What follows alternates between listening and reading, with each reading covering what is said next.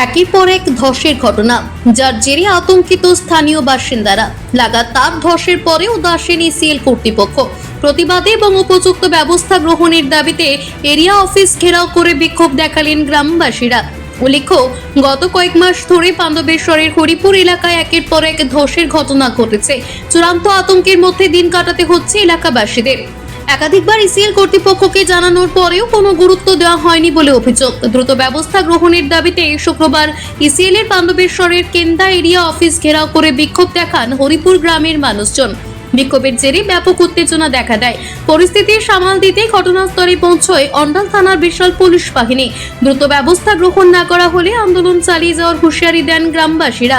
এ বিষয়ে area manager অগ্নিময় Dasgupta বলেন, অভিযোগ জানানো হলে তদন্ত করে পুরো বিষয়টি খতিয়ে দেখে ব্যবস্থা গ্রহণ করা হবে। আমাদের গ্রামের যা পরিস্থিতি আপনারা জানেন, ফেব্রুয়ারি মাসে গ্রামের একটা ধস নেমেছিল এমএসকে স্কুলে। এমএস স্কুলে ধস নামার পর একটা পুকুরে ধস নামে, আবার তারপর আরেকটা পুকুরে ধস নামে, জল সব মাটির নিচে চলে যায়। আমরা গ্রামের পক্ষ থেকে আমরা লিখিতভাবে আমরা জিএম সাহেব, বিডিও সাহেব লিখিতভাবে আমরা অভিযোগ করার পর তারা আমাদেরকে মৌখিকভাবে বলেছিল, আমরা নিশ্চয়ই লিখিতভাবে আমাদেরকে দিয়েছিল বিডিও অফিসের মিটিংয়ে, যে আমরা এমএসকে স্কুলে শিফট করে নেব এবং আপনাদের গ্রামে যে সমস্যা সে সমস্যার দূরত্ব আমরা মেটাবো। কিন্তু আজ পর্যন্ত কোনো তারা সমস্যা মেটেনি। ইদানিং দিন 15 আগে আবার হরিপুর হিন্দি স্কুলের পাশে ধস নামে, বিল বলে একটি পুকুর আছে সেখানে ধস নামে। 3 দিন 4 দিন আগে চাষি একজন চাষ করছিল কৃষক, সেইখানে মাঠে সেইখানে ওটা ধস নেমে যায়। তারা কোনো কথা শুনছে না গ্রামবাসীর এবং একতরফাভাবে তারা কাজ করছে। তার প্রতিবাদ জানাতে আজ আমরা केदा एरिया से ग्रामेर पक्ष থেকে আমরা डेमोन्स्ट्रेशन दिते हैं। जाने से भी डर लगता है कि कब बढ़ जाएगा, समझे। इसीलिए हम लोग को ये चाहिए, इंसाफ चाहिए कि हम लोग को क्या होना चाहिए। हम लोग रात में नींद नहीं, बच्चा लोग को लेके बैठे रहते हैं रात भर। बस आप लोग इंसाफ करिए हम लोग को लिए। आप लोग क्या चाहते हैं? हम लोग चाहते हैं कि हम लोग को वहाँ से कुछ भी कर देना चाहिए, अच्छा करना चाहिए।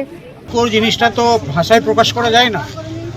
আতঙ্ক আমাদের তো রাত্রে ঘুম আসছে না আতঙ্কে, যেহেতু আমাদের গ্রামের সারাউন্ডিং এরিয়াতে ধস নিত্য নৈমিত্তিক ঘটনা হয়ে গেছে।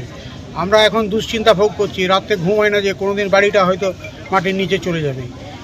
এই সংকটময় অবস্থা, এর থেকে আমরা কিভাবে উদ্ধার পাবো আগেও জানিয়েছিলাম, ওনারা কোনো কর্ণপাত করেননি। তার জন্যে আমরা সমবেতভাবে এখানে জমা হয়েছি।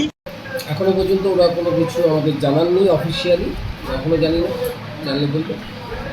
অন্ডাল থেকে নিজস্ব প্রতিনিধির রিপোর্ট, টিভি নিউজ 10।